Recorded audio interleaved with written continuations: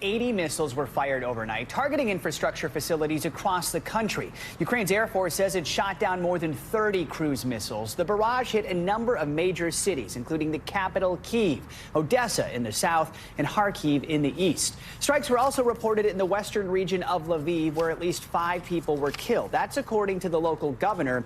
He posted this video on the messaging app Telegram, which he says shows the aftermath of the attack.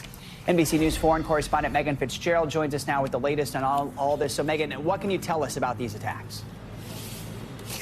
Well, Joe, good to be with you. As you mentioned, we're just seeing a barrage of missiles and drones raining down across the entire country of Ukraine, something that we've not seen, as you mentioned, in at least a month from now. So we've been looking at attacks in Kharkiv, the second largest city in Ukraine, all the way down in the port city of Odessa, to the west in Lviv, also in the capital city of Kyiv. Now, right now, we know that the death toll stands at least 9, but of course, officials are saying that that number is expected to rise. Ukrainian officials saying several things right now. The first is that 81 missiles, at least 81 missiles were launched, and that they're seeing this pattern, this tactic by Russia to launch a barrage of their sophisticated missiles first, followed by less sophisticated missiles and drones as a way to try and overwhelm Ukraine's air defense system. But they do say that they were able to block at least 34 of those missiles. And as you mentioned, a typical pattern that we've been seeing throughout the course of the last several months, critical infrastructure being targeted, meaning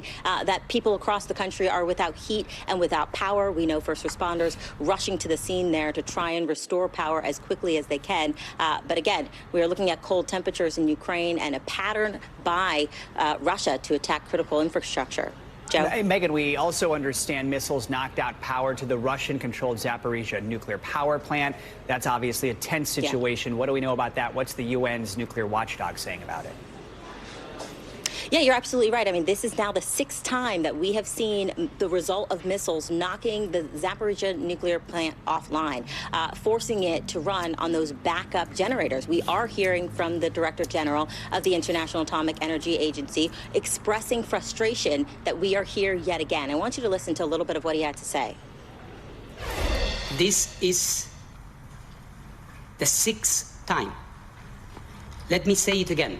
This is the 6th time that the Zaporizhzhia nuclear power plant has lost all off-site power and has had to operate in this emergency mode.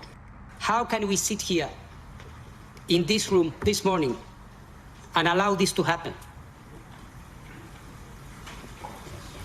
This cannot go on.